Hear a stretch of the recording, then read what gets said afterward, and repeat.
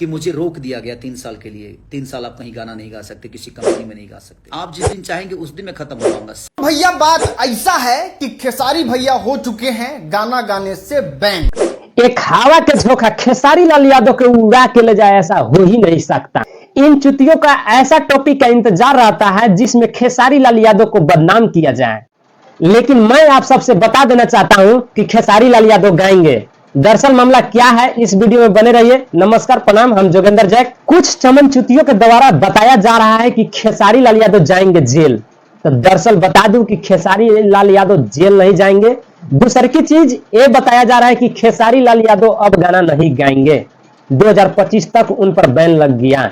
तो दरअसल बता दूं कि खेसारी लाल यादव गाना गाएंगे, लेकिन सिर्फ उनका गाना रिलीज होगा ग्लोबल म्यूजिक जंक्शन से। आप लोग को पता है कि 30 दिन में 30 गाना गाने वाला वो सिर्फ रिकॉर्ड बना है खेसारी लाल यादव। एक समय का दौर था जो ग्लोबल म्यूजिक जंक्शन से जब गाना रिलीज होता था ना, तब व्यूज नहीं आता था। और जब खेसारी लाल यादव के गाना ग्लोबल म्यूजिक जंक्शन से जब रिलीज होता था तो वही लाखों करोड़ों व्यूज भर भर के आता था। वही देखते हुए ग्लोबल म्यूजिक जंक्शन के मालिक खेसारी लाल यादव के एक ऑफर देते हैं कि हम आपको 5 करोड़ देते हैं, 30 महीना के अंदर हमको कम से कम आप 200 गाना दे दीजिए। खेसारी लाल यादव बोलते हैं कि मुझे 5 करोड़ मत दीजिएगा, हम जो आपको गाना देंगे उस गाने में जो कमाई होगा उसमें कम से कम 50% मुझे दे दीजिएगा। और फिर खेसारी लाल यादव गाना देना स्टार्ट कर देते हैं ग्लोबल म्यूजिक जंक्शन पे। लेकिन ग्लोबल म्यूजिक जंक्शन के मालिक एक दिमाग लगाते हैं, इंग्लिश पेपर पर खेसारी लाल यादव से साइन करा लेते हैं और खेसारी लाल यादव भूल से उस पेपर पर साइन कर देते हैं। उस पेपर में यही लिखल रहता है कि खेसारी लाल यादव 5 करोड़ पैसा लिए हैं ग्लोबल म्यूजिक जंक्शन पे 200 गाना देने के लिए 30 महीना के अंदर।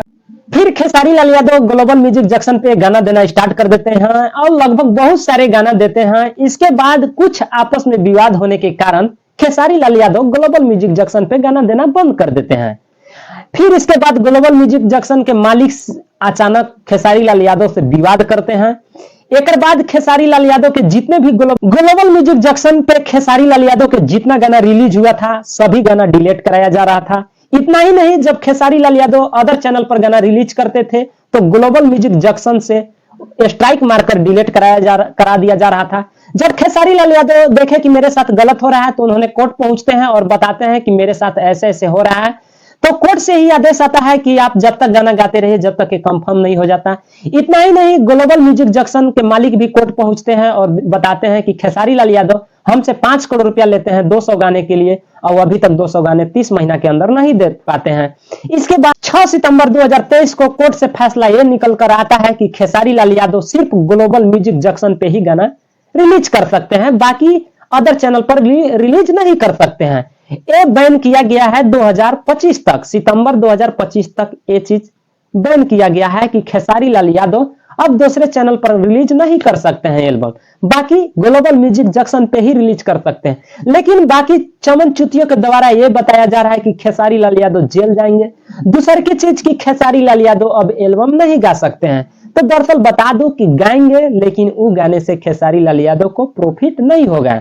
लेकिन इतना बताया गया है कि खेसारी लाल यादव स्टेज शो कर सकते हैं, फिल्म शूटिंग कर सकते हैं। तो बस इतना सा दुख है कि खेसारी लाल यादव एक बंधन हो चुके हैं, दूसरे चैनल पर रिलीज नहीं कर सकते हैं। तो नमस्कार, प्रणाम, मिलते हैं नेक्स्ट वीडियो में। हालांकि ये वीडियो आपको कैसा लगा, ये जानकारी कैसा लगा, तो वीडियो को खूब शेयर कीजिए। जितने हमारे खेसारी भैया को चाहने वाले हैं इस वीडियो को दूर दूर तक शेयर कीजिए और उस चमन चुतियों को बताइए कि क्या हकीकत है, क्या फ्रॉड है और